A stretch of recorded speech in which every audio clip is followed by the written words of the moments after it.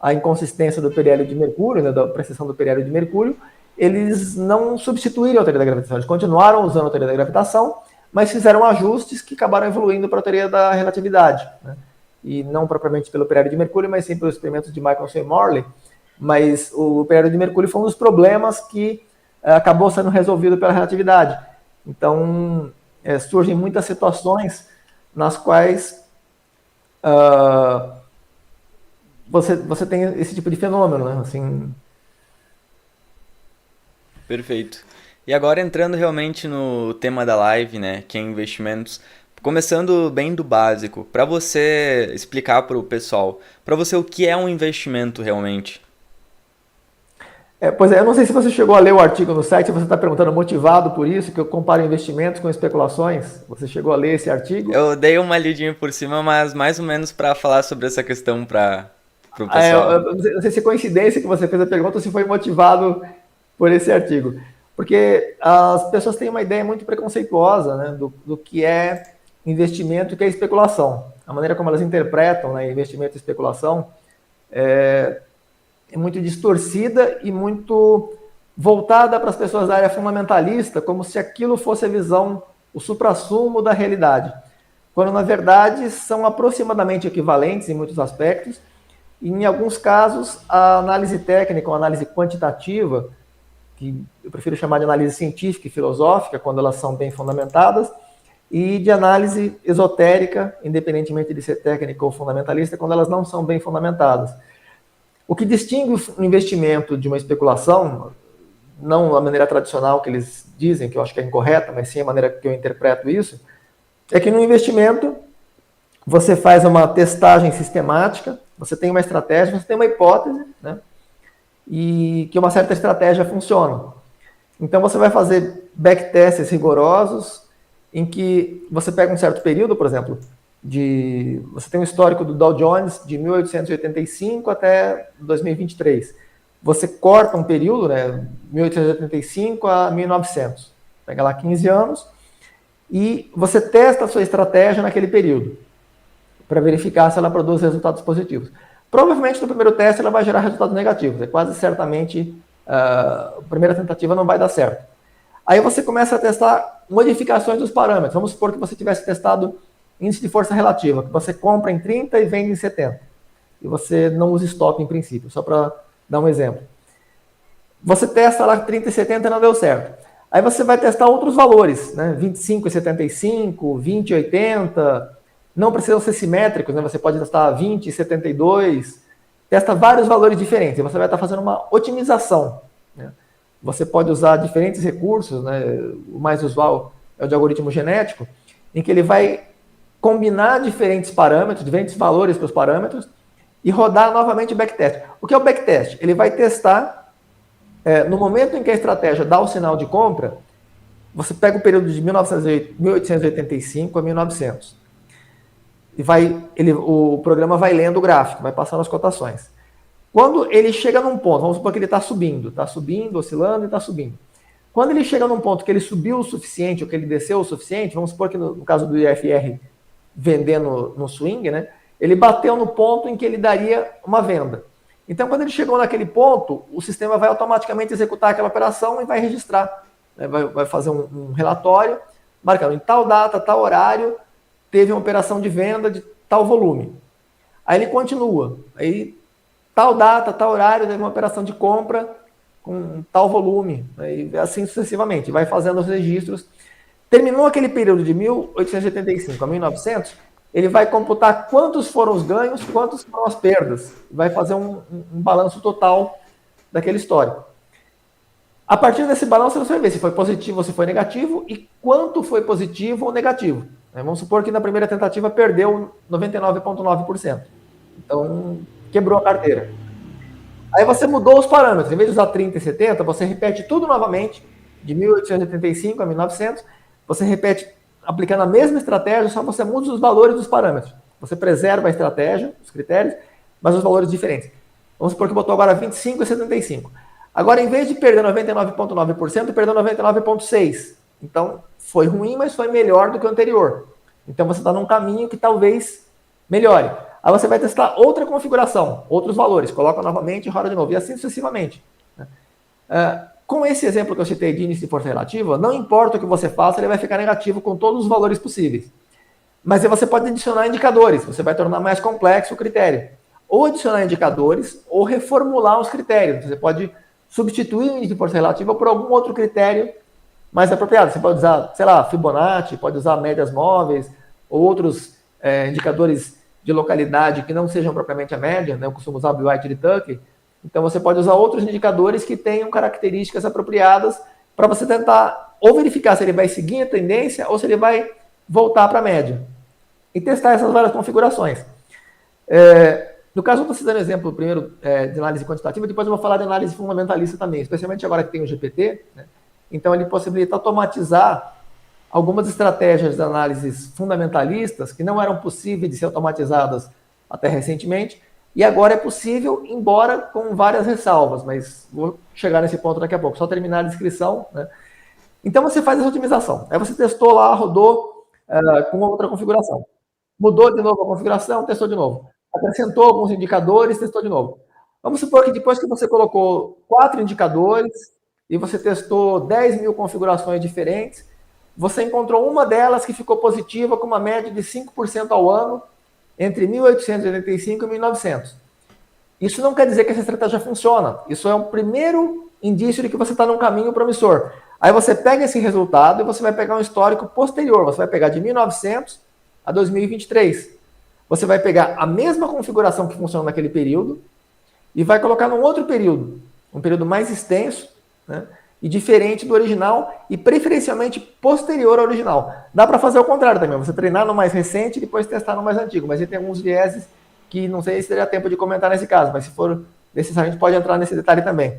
Mas o ideal é que você faça no mais antigo primeiro e depois você coloca para frente.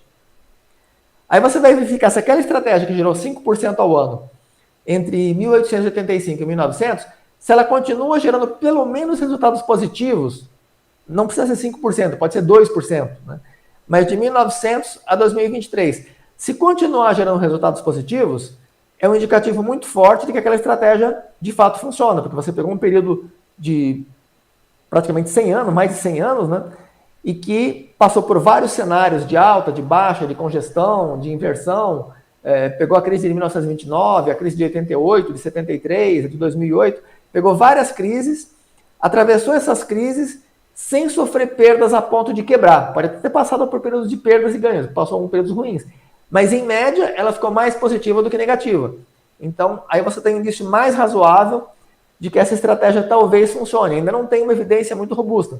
Aí você tem que fazer outros testes, né? Você tem que medir, por exemplo, a homogeneidade, a isotropia, a ecodicidade, porque você pode ter, por exemplo, ter 99% dos ganhos na crise de 1929. Você fez uma operação ali apostando na queda, ganhou quase tudo que você ganhou foi naquela operação, depois das outras operações, ao longo do histórico todo, você foi perdendo. Então, quer dizer, você não pode confiar que essa estratégia funciona, porque ela dependeu de um cenário muito incomum, que aconteceu só uma vez no histórico, em 1929, e quase todos os seus ganhos ficaram concentrados ali. Então, não dá para você confiar, mesmo que ela tenha funcionado nesse período, não dá para você considerar que ela continuaria funcionando em períodos diferentes, porque ela dependeu de uma peculiaridade que foi aquela crise de 1929. Né? Então, aí não daria para resumir tudo isso, mas assim, de forma, os pontos fundamentais assim que precisam ser considerados quando se faz análise de uma estratégia são basicamente esses. Se você faz esse tipo de teste, quando você projeta os resultados futuros, você não vai dar um palpite do que você acha, você vai se basear em fatos concretos, quantitativos, inclusive na probabilidade de que ele repita resultados anteriores. Você não está só assumindo a priori que ele vai manter resultados positivos. Você testou se ele... Porque você pegou um período anterior, você testou num período posterior e você mediu a homogeneidade e outras propriedades naquele período posterior.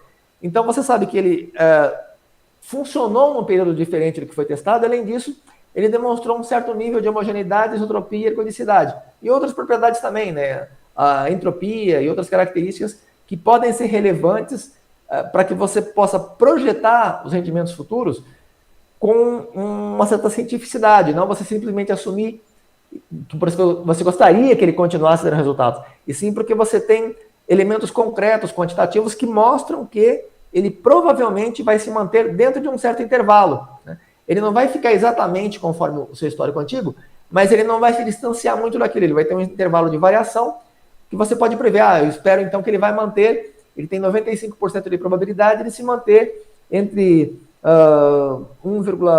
menos 1,2% e 7,8% nos próximos 2 anos. Então você já tem uma previsão razoável. Se considera os próximos 20 anos, a expectativa é de que ele fique entre 215% positivo até 480% positivo.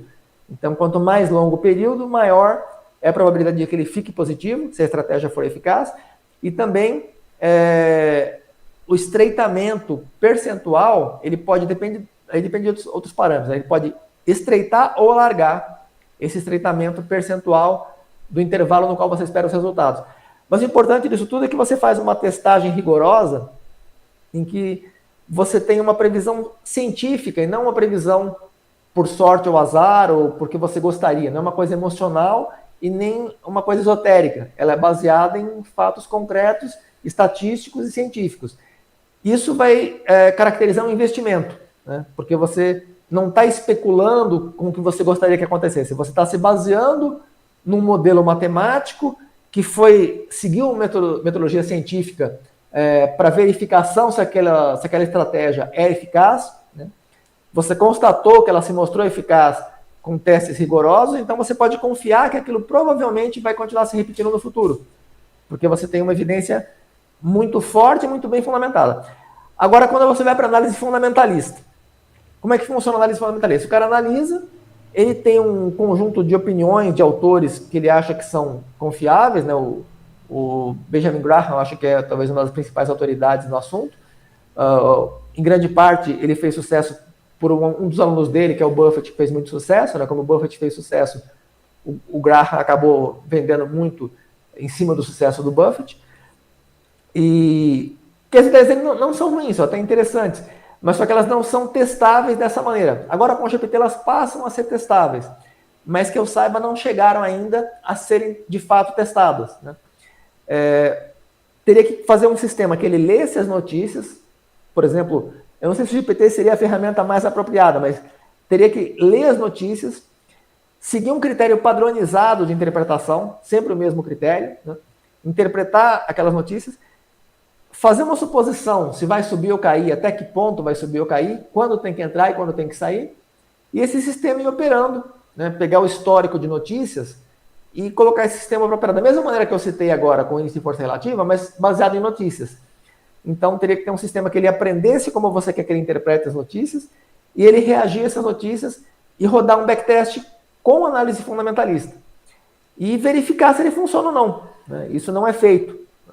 No caso de análise quantitativa, algumas pessoas fazem, né? Poucas pessoas fazem, e as que fazem geralmente não fazem de maneira correta, porque acho que pouquíssimo, talvez o James Simons, né? Talvez ele faça de maneira adequada, mas poucas pessoas no mundo fazem isso de maneira correta, porque tem muitos detalhes que precisam ser considerados, e nem daria para resumir aqui, porque tem vários artigos, centenas de artigos que tratam exclusivamente de backtest, tenho no total mais ou menos 1.700 artigos de vários temas relacionados a investimentos, ciência, educação, filosofia, vários assuntos.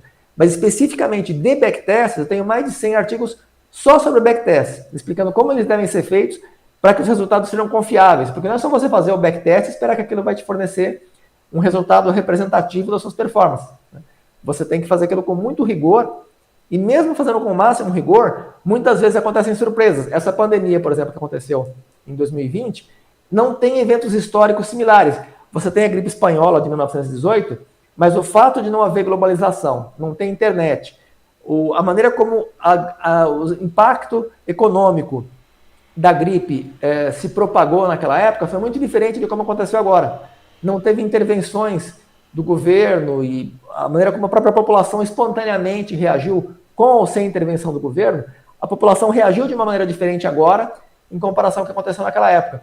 E a economia também reagiu de uma maneira muito diferente. Então, mesmo você tendo alguns exemplos históricos que possam ter alguma similaridade, eles não eram representativos desse cenário, foi um cenário novo, né?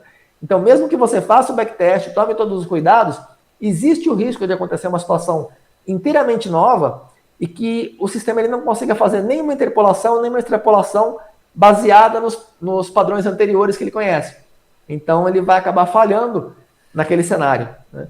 Então, os backtests, assim, eles ajudam a você melhorar substancialmente a sua probabilidade de acerto e ter uma previsão mais acurada e fidedigna do que vai acontecer no futuro. Mesmo assim, ainda podem acontecer situações diferentes do previsto. E quando você não faz isso, é pior ainda, porque você está se baseando na sorte, né? Você está se baseando em palpites e opiniões. Então, no caso dos analistas fundamentalistas, inclusive teve um trecho que eu comentei na entrevista no Falso, né, do chimpanzé com os olhos vendados, que colocaram uma venda nos olhos do chimpanzé e ele ficava jogando dardos numa lousa que tinha os nomes das ações. E ele escolhia as ações dessa forma e comparou o portfólio escolhido por esse chimpanzé com 100 gestores profissionais de Wall Street. E o estudo foi publicado no Wall Street Journal, né? E eles constataram que a performance do chimpanzé foi similar à performance dos 100 gestores profissionais. E quando consideravam a performance ajustada ao risco, o chimpanzé ficou um pouco melhor que a média dos 100 gestores profissionais. Então, quer dizer, não é que o chimpanzé era melhor que os 100 gestores, é que eles operavam, tanto os gestores profissionais quanto o chimpanzé, operavam como se fosse uma estratégia aleatória. Eles acreditavam que eles estavam tomando decisões, porque eles seguiam uma metodologia, né? Eles tinham, provavelmente todos eles tinham lido não só o livro do Benjamin Graham, mas vários outros sobre análise fundamentalista, que dão as opiniões do que eles acham que tem que fazer, e tem que ser assim, os critérios têm que ser esses, você tem que avaliar o balanço, não sei o quê. Aí eles analisaram tudo isso, tomaram decisões de quais ações deveriam compor os portfólios, e no fim das contas não conseguiram vantagem real nenhuma em comparação ao chimpanzé. Então eles tinham essa ilusão, né, de que, pelo fato de estarem analisando, eles achavam que as análises estavam sendo úteis, mas não estavam no fim das contas.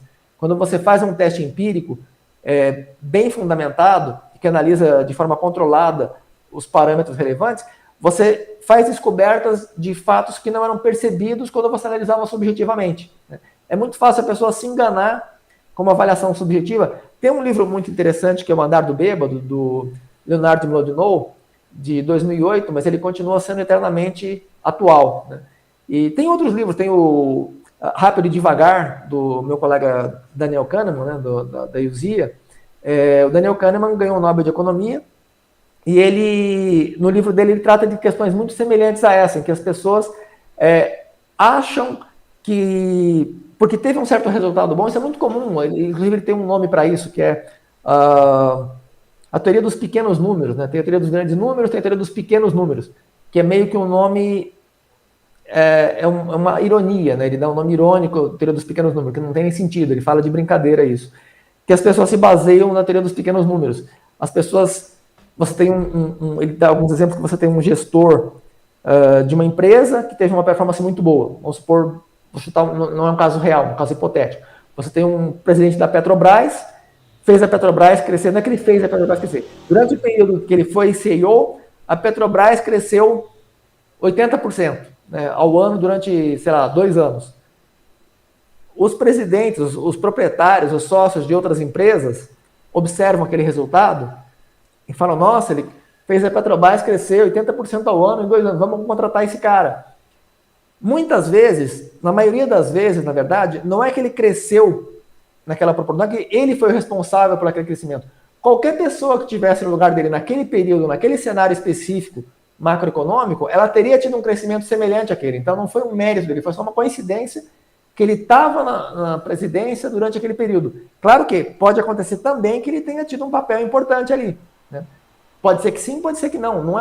O fato de ele ficar 2 anos e ter esse resultado não é uma evidência suficientemente forte. Não existe uma relação de causalidade suficientemente clara que mostre que ele foi o responsável por isso. Uma coisa muito comum é quando você tem uma troca de presidente, a bolsa cai ou a bolsa sobe.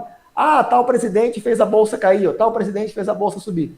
Isso é muito ilusório também. Não é porque o presidente mudou que a bolsa subiu ou caiu. Ela subiria ou cairia independentemente de quem fosse o presidente naquela situação.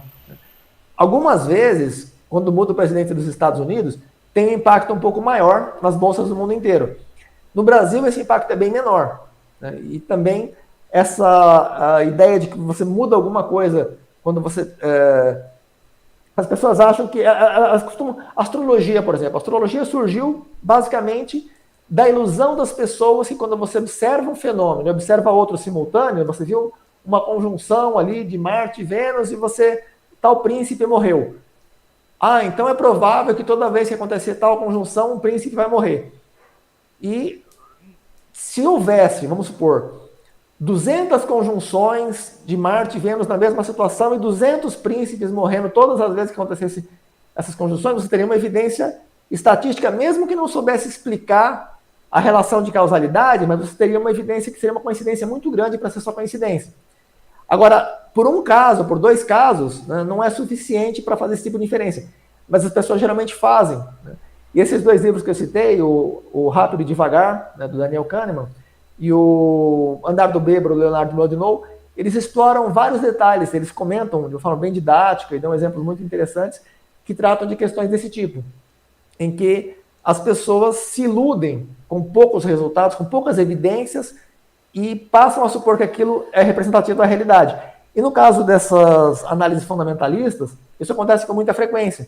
Então a pessoa, ela lê que teve um autor, tem a questão da falácia de autoridade também, né? A pessoa lê que um autor consagrado disse que aquilo funciona, então ela vai acreditar que funciona sem testar.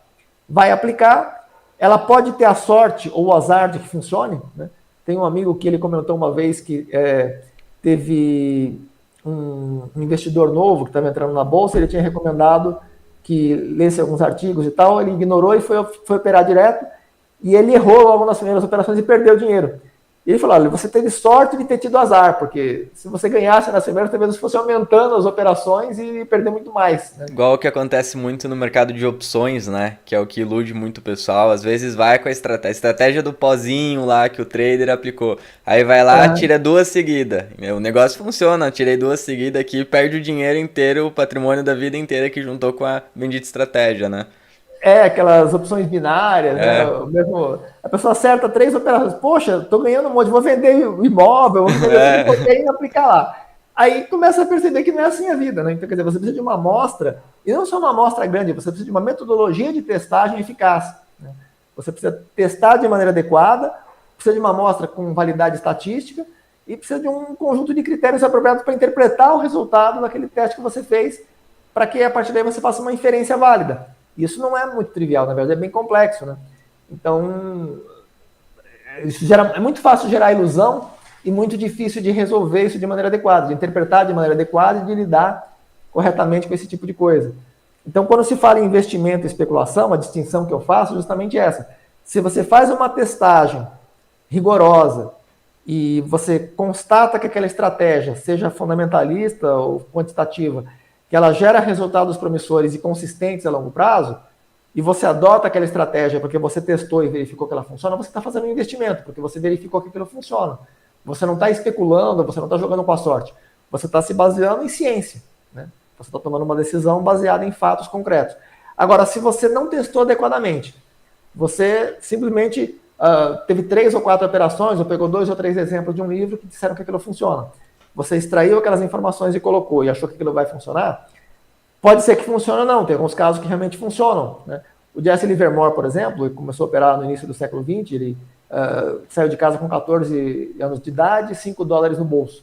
E ele chegou a formar uma fortuna de $100 milhões na quebra da bolsa de 1929, e na época seria equivalente a mais ou menos 6 bilhões de dólares hoje, né, se atualizasse monetariamente. E quer dizer, ele saiu praticamente sem recurso nenhum e transformou aquilo numa fortuna gigantesca, porque ele tinha um talento muito grande.